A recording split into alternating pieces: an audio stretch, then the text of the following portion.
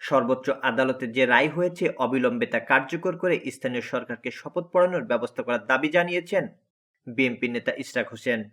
নইলে নগরবাসীকে সঙ্গে নিয়ে আন্দোলনকে আরও বেগবান করার কথা বলেছেন তিনি। উচ্চ আদালতের রায় মেনে নিয়ে অবিলম্বে শপথ আয়োজনের জন্য সরকারের প্রতি আহ্বান জানিয়েছেন বিএনপি নেতা ইশরাক হোসেন। সরকারের উদ্দেশ্যে তিনি বলেন, অবিলম্বে উচ্চ আদালতের রায় মেনে নিয়ে শপথ আয়োজনের ব্যবস্থা করুন, আর এটি আপনাদের শেষবারের মতো আহ্বান। বৃহস্পতিবার বিকেলে ঢাকা দক্ষিণ সিটি কর্পোরেশনের প্রধান কার্যালয় নগর ভবনে ইশরাক হোসেনকে মেয়রের দায়িত্ব বুঝিয়ে দেওয়ার দাবিতে টানা অবস্থান কর্মসূচিতে অংশ নিয়ে সরকারের প্রতি তিনি এই আহ্বান জানিয়েছেন।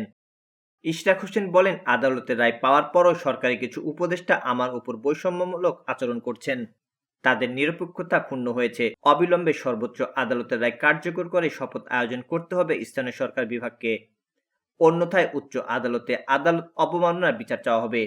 সরকারকে হুঁশিয়ারি দিয়ে তিনি বলেন, সরকারকে শেষবারের মতো আহ্বান জানাই, অবিলম্বে শপথ আয়োজন করুন, অন্যথায় নগরবাসীকে সঙ্গে নিয়ে আন্দোলন বেগবান করা হবে। এর আগে নগর ভবনে আন্দোলনকারীদের সঙ্গে সংগতি প্রকাশ করতে নগর ভবনে যান ইশরাক হোসেন। এ সময় আন্দোলনকারীরা তাকে ফুল দিয়ে শুভেচ্ছা জানান। ইশরাক হোসেনের আগমন শুভেচ্ছার স্বাগতম, নগরপিতা ইশরাক ভাইকে লাল গোলাপ শুভেচ্ছা ইত্যাদি স্লোগান দিতে থাকেন তারা। লাল গালিচা বিছিয়ে ইশরাক হোসেনকে বরণ করে নেন নগর ভবনের কর্মকর্তা কর্মচারীরা। সকাল থেকে বৃষ্টির মধ্যে ইশরাক হোসেনকে মেয়রের দাবি বুঝিয়ে দেওয়ার দাবিতে ঢাকাবাসী ব্যানারে অবস্থান কর্মসূচি পালন করা হয়।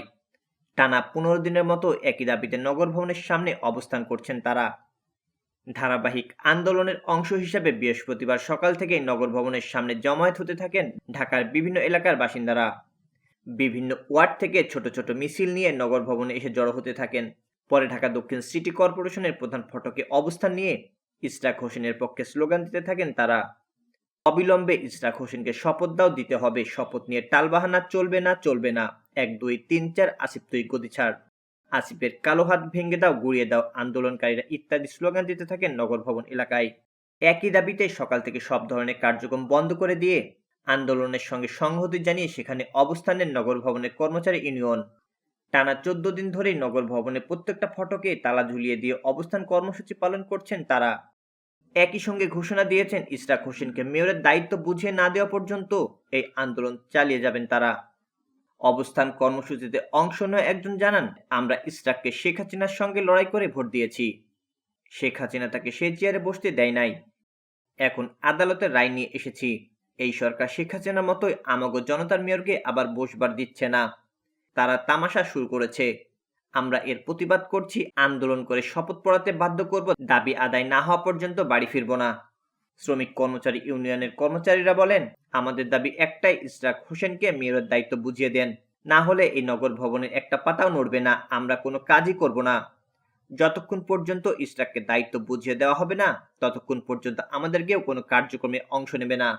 ঢাকাবাসী এর সমন্বয়ক সাবেক সচিব মশিউর রহমান বলেন, আমাদের এই আন্দোলন যৌক্তিক। আমাদের দাবি একটাই, মেয়র ইশরাককে তার প্রাপ্য দায়িত্ব বুঝিয়ে দিতে হবে। অন্তর্বর্তীকালীন সরকার এটা নিয়ে নাটক শুরু করেছে। আমরা কোনো নাটকের ধার ধারি না। আমাদের দাবি আদায় না হওয়া পর্যন্ত আন্দোলন চলতেই থাকবে। 14 মে থেকে ইশরাক হোসেনকে মেয়রের দায়িত্ব বুঝিয়ে দেওয়ার দাবিতে টানা অবস্থান কর্মসূচি পালিত হয়ে আসছে। একই দাবিতে গত সপ্তাহে 2 দিন যমুনার সামনে অবস্থান কর্মসূচি পালন করা হয়। 27 মার্চ ইশরাক হোসেনকে মেয়র ঘোষণা করে রায় দেন নির্বাচনী ট্রাইব্যুনাল ও ঢাকা প্রথম যুগ্ম জেলা জজ আদালত। 27 এপ্রিল ইশরাক হোসেনকে মেয়র হিসাবে গেজেট প্রকাশ করে নির্বাচন কমিশন, কিন্তু সেই গেজেট বাস্তবায়নে কোনো উদ্যোগ নেয়নি স্থানীয় সরকার মন্ত্রণালয়। আজ বৃহস্পতিবার ইশরাক হোসেনের শপথ না পড়ানো নিয়ে করা রিট খারিজ করে দেন আপিল বিভাগের পূর্ণাঙ্গ বেঞ্চ। আজ বৃহস্পতিবার প্রধান বিচারপতি সৈয়দ রেফাত আহমেদের নেতৃত্বাধীন আপিল বিভাগের 7 বিচারপতির পূর্ণাঙ্গ বেঞ্চ এই সংক্রান্ত আবেদন নিষ্পত্তি করে পর্যবেক্ষণ সহ এই আদেশ দেন। ইসির পক্ষে আদালতে বক্তব্য উপস্থাপন করা হয়েছে। পরে শুনানি নিয়ে এই আদেশ দেওয়া হয়। বিএনপি নেতা ইশরাক হোসেনকে ঢাকা দক্ষিণ সিটি কর্পোরেশনের মেয়র হিসাবে শপথ দেওয়া হবে কি হবে না, এ বিষয়ে সিদ্ধান্ত নেবে নির্বাচন কমিশন। এর আগে বুধবার ইশরাক হোসেনকে ঢাকা দক্ষিণ সিটি কর্পোরেশনের মেয়র হিসাবে ঘোষণা করে গ্যাজেট জারির বিষয়ে নির্বাচন কমিশনের বক্তব্য শোনার পর বৃহস্পতিবার দিন ধার্য করেন আদালত। একই সঙ্গে ইশরাককে মেয়র হিসাবে শপথ না পড়ানোর নির্দেশনা চেয়ে দায়ের করা রিট খারিজের আদেশের বিরুদ্ধে লিপ্ত আপিল শুনানির কথাও বলা হয়। আদালতে ইশরাকের পক্ষে শুনানি করেন ব্যারিস্টার মাহবুব উদ্দিন খোকন। আবেদনের পক্ষে ছিলেন অ্যাডভোকেট মোহাম্মদ হোসেন।